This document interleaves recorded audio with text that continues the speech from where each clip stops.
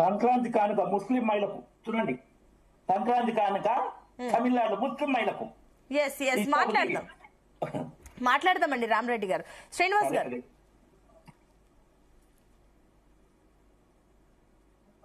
శ్రీనాథ్ రెడ్డి గారు మీది మ్యూట్ లో ఉందండి మీది, చెప్పండి. ఓకే. ఇప్పుడు మన దగ్గర ఏంటంటే 117 మున్సిపాలిటీలు ఎన్నికలు జరగబోయేది, 7 కార్పొరేషన్లు ఉన్నట్టున్నాయి. ఇవే కాక ఇంకా మిగిలినవి కూడా ఉన్నాయి. హైదరాబాద్ ఉంది, మిగతా కార్పొరేషన్లు ఇంకో 2-3 ఉన్నట్లు కొన్ని మున్సిపాలిటీలు. ఓవరాల్ ఏంటంటే ఇప్పుడు అసలు 117 కాదు, 132, 34 ఉన్నాయి టోటల్లో. 138 కోట్ల ద్వారా కొంత ఆగితే 123లో ఏదో జరిగేటట్టు ఉంది. సరే, 10 కార్పొరేషన్ స్టేట్ లో ఉన్న టోటల్ మున్సిపాలిటీల విషయం చెప్తున్నాను, ఎన్నికలతో సంబంధం లేకుండా చెప్తున్నాను. అయితే అవన్నీ ఏంటంటే సైంటిఫిక్ గా ఏర్పడినట్టయితే అనిపించదు చాలా వరకు అందులో. ఎందుకంటే దాదాపు 10,000 లోపల జనాభా ఉన్నాయని దాని మున్సిపాలిటీ చేసింది. సరే, పాలనా సౌలభ్యం ప్రజలకు మంచి జరిగేది ఉంటే చేస్తే బాగానే ఉంటుంది. కానీ ఇది ఏంటంటే సెంట్రల్ ఫండ్స్ కోసమే చేసినట్టు కనపడతాయి. చాలా గ్రామాలు కూడా మన దగ్గర పంచాయతీలు 12,000 పైన ఉన్నాయి, 12,700 పిల్లలు.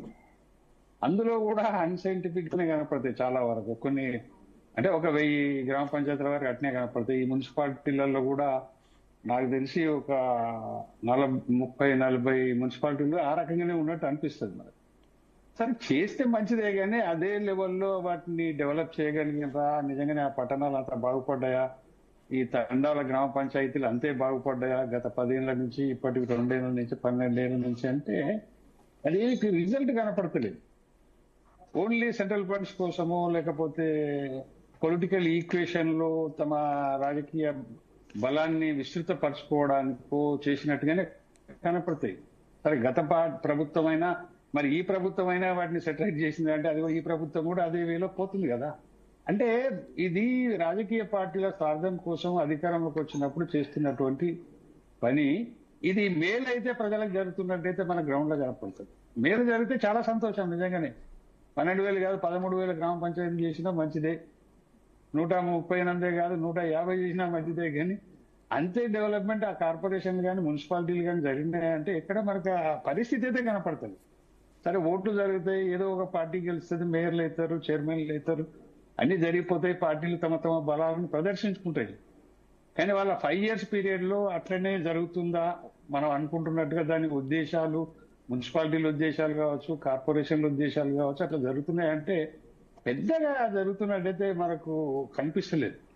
ఎంతసేపు సెంట్రల్ ఫండ్స్ మీద డిపెండ్ కావడమే తప్ప స్టేట్ ఇన్వాల్వ్ అయ్యి స్థానిక సంస్థలను బలోపేతం చేస్తున్న పరిస్థితి అయితే గతంలోనూ లేదు, ఇప్పుడు కూడా లేదని చెప్పాలి. ఇప్పుడైనా లేదు, కానీ దాని మీద దృష్టి పెట్టాలి. ఏదో రాజకీయ పాపం కోసం మనం ఎన్నికలు జరిపినాం, కేంద్ర ఫండ్స్ రావాల్సిందే, దానికోసం మాత్రమే జరుపుతున్నాం. అసలు నిజానికి లోకల్ బాడీ ఎన్నికలు జరుపుతున్నది ప్రభుత్వం అయినా, ఇప్పుడు అడగాల్సిన ప్రతిపక్షమైనా ఎవరైనా కూడా ఎన్నికల కోసం ఆతృత పడుతుంది తప్ప నిజంగానే అసలు సెంట్రల్ ఫండ్స్ కోసం మాత్రమే ఎందుకు జరుపుతున్నారనే ఆలోచన వాళ్ళకు కూడా ఉండాలి. ఇప్పుడు నిజంగానే ఏం డెవలప్ అయింది, కొత్తగా మున్సిపాలిటీలు ఏర్పడ్డాయి మనకు దగ్గర. తెలంగాణ వచ్చిన తర్వాత నేను అనుకుంటే 50-60 ఏర్పడ్డట్టు. నేను అంత ముందు గతంలో ఉమ్మడి రాష్ట్రంలో మన దగ్గర బహుశా 75-80 అలా ఉండేది. అంటే దాదాపుగా 50% పెరిగినట్టే కదా. కానీ పెరిగినాయి కానీ దాని ఇంప్రూవ్మెంట్ ఏముంది, ఏమన్నా బాగా జరిగితే మంచిదే, కానీ జరిగినట్టయితే మనకు రిపోర్ట్ అయితే లేదు. దీని మీద ప్రభుత్వం దృష్టి పెట్టాలి, ప్రతిపక్షాలు కూడా దృష్టి పెట్టాల్సిన అవసరం. ఎందుకంటే ప్రతిపక్షాలే మన దగ్గర ఇప్పుడేం బలహీనంగా లేవు. అటు బీఆర్ఎస్ అయినా బీజేపీ అయినా కాంగ్రెస్ పార్టీకి సీరియస్ ఫైట్ ఇచ్చే అవకాశాలు మున్సిపాలిటీల్లో కనపడుతున్నాయి ప్రతిపక్షాలు. కాబట్టి అంత ఈజీ అధికార పార్టీ కూడా ఏం లేదు మున్సిపాలిటీలలో.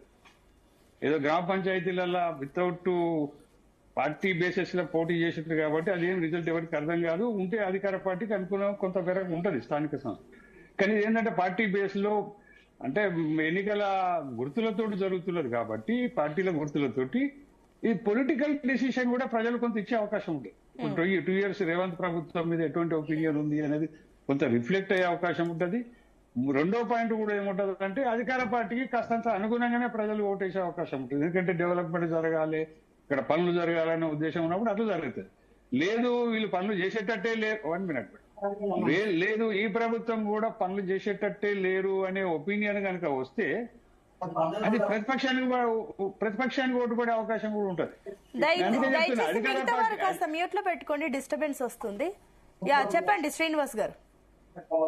అయితే ఇప్పుడు ఏంటంటే అంత కేక్ వాక్ ఏం లేదు అధికార పార్టీ, కాబట్టి సీరియస్ ఫైట్ మున్సిపాలిటీలో మాత్రం డెఫినెట్లీ సీరియస్ ఫైట్ ఉంటుంది. పబ్లిక్ మ్యాండేట్ అనేది కాస్తంత పంచాయతీ ఎన్నికలకు డిఫరెంట్ గా ఉండే అవకాశం ఉంది.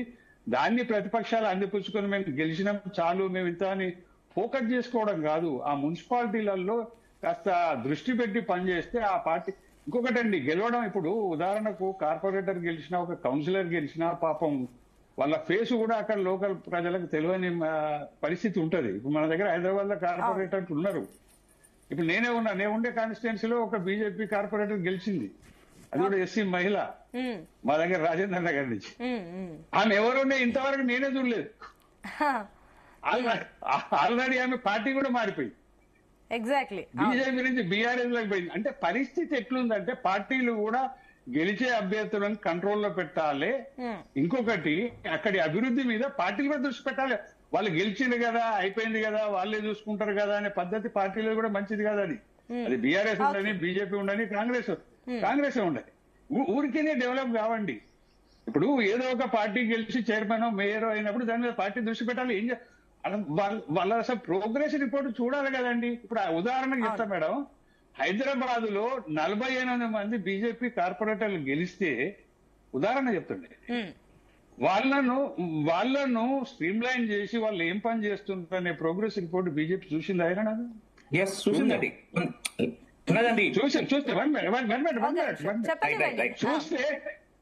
చూస్తే ఓ 10 మంది దాకా పార్టీ మారింది ఎందుకండి మీరు చెప్పగలుగుతారా జవాబు? రెండోది వినండి సార్, వినండి మీరు వినండి. చెప్పండి. ఇక్కడ అది సమస్య కాదు. హైదరాబాద్ నగరంలో ప్రతిపక్షాన్ని వాయిస్ వినిపించాలి జిహెచ్ఎంసీలో. ఆ వాయిస్ నేను అనుకున్నంత స్థాయిలో కనపడలే. మేము స్ట్రీమ్ లైన్ చేసినాము అది కాదు నేను అడగాల్సింది, మీరు చెప్పాల్సింది నాకు అది కాదు. బీజేపీ 48 మంది కార్పొరేటర్లను హైదరాబాద్ లో గెలిపిస్తే హైదరాబాద్ ప్రజల దృష్టిలో ఒక ప్రతిపక్షంగా ఏ మేరకు ఏ కొలమానంలో హైదరాబాద్ ప్రజలకు కనిపించిందో అది చెప్పు నాకు, మిగతా కథలు వద్దు. రెండోది, ఒక పార్టీ నుంచి గెలిచిన మేయరు హైదరాబాద్ జిహెచ్ఎంసీలో బీఆర్ఎస్ నుంచి గెలిచిన మేయరు, ఆమె ఇప్పుడు కాంగ్రెస్ మేయరా బీఆర్ఎస్ మేయరా తెలియదు. ఒకటి చూడండి ఎంత లాలూచి రాజకీయాలు ఈ లోకల్ బాడీలో జరుగుతాయో. ఆమె కాంగ్రెస్ మేయరే అయితే బీఆర్ఎస్ కార్పొరేటర్లు మరి హంగామా చేయాలి కదండి. బీఆర్ఎస్ కార్పొరేటర్లు అదే జిహెచ్ఎంసీ మీటింగ్ లో ఆ కాంగ్రెస్ వీళ్ళ పార్టీ నుంచి పోయిన ఆమెకు హానర్ గా గౌరవంగా చూస్తున్నారు. ఇదే దరిద్రం రాజకీయాలండి, నాకు అర్థం కాదు అసలు. ఆమె ఎవరు బీఆర్ఎస్ నుంచి, బీఆర్ఎస్ పార్టీ కూడా మేయర్ పార్టీ ఫిరాయింపు మీద మాట్లాడతలేదు. టెక్నికల్ గా సాధ్యం కాకపోవచ్చు వేరు, కానీ కనీసం నైతిక రాజకీయం ఉండాలి కదండి ఏ పార్టీకైనా. అది BRS party Hyderabad mayor Srinivas గారు, ఆ mayor photo direct Congress banners Hyderabad లో ఎక్కడ కాంగ్రెస్ బ్యానర్స్ లోనే కనిపిస్తున్నాయి కదా. డైరెక్ట్ వాళ్ళు పార్టీ చెప్పకపోయినా బయట బ్యానర్స్ కనిపిస్తున్నాయి మేడం. ఇప్పుడు ఉదాహరణ కేటీఆర్ గారు పార్టీ ఫిరాయింపులో చాలా సార్లు మాట్లాడుతున్నారు, మీరు చూస్తున్నారు. అదే మేయర్ విషయంలో అదే మేయర్ మా పార్టీ నుంచి పోయి కాంగ్రెస్ లో చేరిందని ఎందుకు మాట్లాడతలేడు? ఏమన్నా అండర్స్టాండింగ్? బీఆర్ఎస్ కు కాంగ్రెస్ కు ఏమన్నా అండర్స్టాండింగ్ ఏంది నాకు అర్థం కాలే. ఆ కేకే కూడా అక్కడనే పోయిండు. ఈ కేకే కూతురు ఇద్దరిని ఈ పార్టీ నుంచి ఆ పార్టీకి బీఆర్ఎస్ షిఫ్ట్ చేసిందా? గతంలో కూడా వాళ్ళ కాంగ్రెస్ నుంచి బీఆర్ఎస్ కు వచ్చింది. అంటే కోవట్ రాజకీయాలా ఏంది? ఈ లోకల్ బాడీలో ఒక మేయర్, ఇంత పెద్ద మహానగరం హైదరాబాద్ మహానగరానికి సంబంధించిన ఒక మేయర్ పార్టీ ఫిరాయిస్తే ఒక్క పార్టీ అడిగిన దిక్కు లేదు రాష్ట్రంలో. నా బీజేపీ అడగలే, నా బీఆర్ఎస్, అంతా కొల్లీడ్ రాజకీయాలు అయిపోయినాయండి. ఇది ఒక దరిద్రమైన స్థానిక సంస్థల ఎన్నికలుగా తయారైనాయి. 48 మంది బీజేపీ కార్పొరేటర్లు వేస్తే ఒక్కరి ముఖం సక్కగా జనానికి తెలియని వాళ్ళు దాదాపు డజన్ల కొద్దే ఉంటారని చెప్తా. పబ్లిక్ యాక్టివిటీ, పబ్లిక్ రిప్రజెంటేషన్, రెండోది ప్రజా సంబంధాలు అనేది బలంగా ఉండాలి. ఎవరైనా గెలిచినా కూడా, రేపు మామూలు మున్సిపాలిటీలో గెలిచిన కౌన్సిలర్ కూడా అంతే ప్రజా సంబంధాల్లో ఉంటేనే ఆ పార్టీలు బాగుపడతాయి. అక్కడ అభివృద్ధి కూడా జరుగుతుందండి. ఓకే 48 మంది కార్పొరేటర్లను గెలిపించిన ప్రధాన ప్రతిపక్షం జిహెచ్ఎంసీలో ఎన్ని పోరాటాలు చేసి ఎన్ని ప్రజా సమస్యలను తీర్చిందో వాళ్ళు కూడా ఆత్మ పరిశీలన చేసుకోవాలి. ఇదేదో రొటీన్ పోకడా గింతేలే, మనం మాటలంటే చాలులే, మనకు 50 సీట్లు వస్తాయిలే, తర్వాత గాలి తీసి పెడదాంలే, దాని వల్లనే మున్సిపాలిటీలు కానీ మున్సిపల్ కార్పొరేషన్లు కానీ బాగుపడతలేవనే విషయం ఇటు బీజేపీ అయినా బీఆర్ఎస్ అయినా కాంగ్రెస్ అయినా అన్ని పార్టీలు గుర్తుంచుకోవాల్సినటువంటి విషయం అనేది అభిప్రాయం. ఒక నిమిషం అండి, I come back to you. Yes Ramareddy గారు, సో మీ సబ్మిషన్ ఏంటి తొందరగా చెప్పండి, నేను జితేందర్ గారి దగ్గరికి వెళ్ళాలి. చెప్పండి. బీజేపీ కార్పొరేటర్లకు, ఎంఐఎం కార్పొరేటర్లకు, బీజేపీ కార్పొరేటర్లకు, టీఆర్ఎస్ కార్పొరేటర్లకు ఎంతో ఘర్షణ జరిగింది జిహెచ్ఎంసీ ఎన్నోసార్లు. మొన్న వందే మాత్రం విషయంలో కూడా బీజేపీ కార్పొరేటర్లు గడప చేసిండ్రు. అప్పుడు తలసాని శ్రీనివాస్ యాదవ్ ఏంటంటే ఇక వాళ్ళు లేచి నిలబడకపోయినా లేచి నిలబడ్డారు, వందే మాత్రం చదువుతుంటే కూడా లేచి నిలబడరు. మేయర్ విషయం కూడా ఘర్షణ చాలా సార్లు జరిగింది. అదే ఈ పార్టీ ప్రేమల విషయంలో